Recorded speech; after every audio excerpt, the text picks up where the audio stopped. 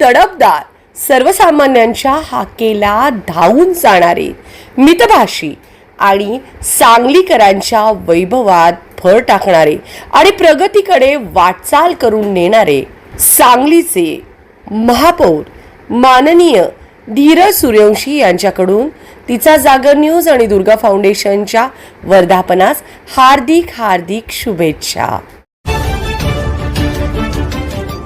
ताज्या बातम्यांसाठी पाहत रहा तिचा जागर न्यूज.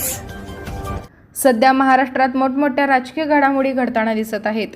त्यातच आता महाराष्ट्राच्या राजकीय वर्तुळातून एक मोठी आणि महत्त्वाची बातमी समोर येत आहे.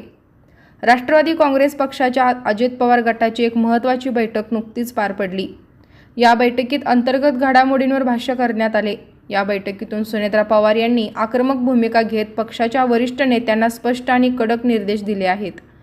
पक्षामध्ये कोणतीही फूट पडलेली नाही आणि पक्ष पूर्णपणे एकसंघ आहे, असा संदेश जनतेपर्यंत आणि तळागाळातील कार्यकर्त्यांपर्यंत पोहोचवणे गरजेचे आहे, अशी सूचना यावेळी सुनेत्रा पवारांनी दिली. गेल्या काही दिवसांपासून विरोधकांकडून आणि विविध माध्यमातून राष्ट्रवादीच्या पक्षाच्या स्थिरतेवर प्रश्नचिन्ह उपस्थित केले जात आहे. यावर सुनेत्रा पवार यांनी बैठकीत तीव्र नाराजी व्यक्त केली. पक्षाची जाणीवपूर्वक बदनामी करणाऱ्यांना आताच सडेतोड उत्तर द्या, अशी सूचना त्यांनी सुनेत्रा पवार आणि वरिष्ठ नेत्यांना दिल्या. या बैठकीत बोलताना सुनेत्रा पवार यांनी पक्षाची प्रतिमा मलिन करणाऱ्यांवर तीव्र शब्दात नाराजी व्यक्त केली. पक्षाची बदनामी थांबवण्यासाठी वरिष्ठ नेत्यांना ठामपणे आणि आपली भूमिका मांडावी, असे त्यांनी स्पष्ट केले. गेल्या काही दिवसांपासून राष्ट्रवादीतील अंतर्गत वादांवर होत असलेल्या चर्चांना त्यांनी पूर्णविराम दिला.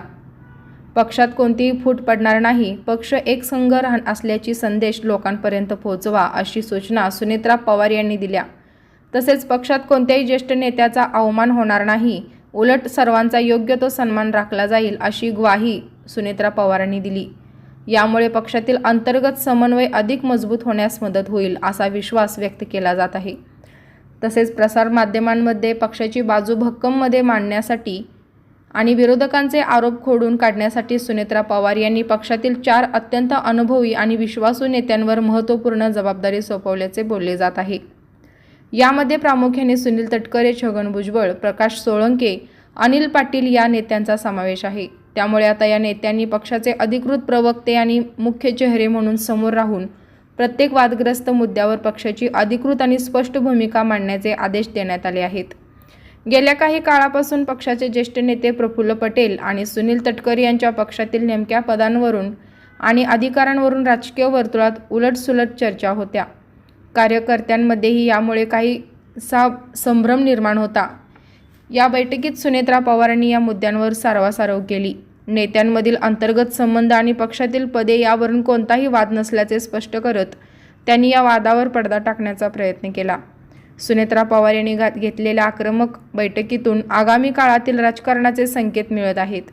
पुढील काही दिवसात राष्ट्रवादी काँग्रेस बॅकफूटवर न राहता थेट फ्रंट फूटवर खेळण्याच्या तयारीत आहे. या बैठकीनंतर आता छगन भुजबळ, सुनील तटकरे यांसारखे दिग्गज नेते मैदानात उतरून विरोधकांना कसे प्रत्युत्तर देतात याकडे संपूर्ण महाराष्ट्राचे लक्ष लागले आहे. ब्युरो रिपोर्ट, तिचा जागर न्यूज.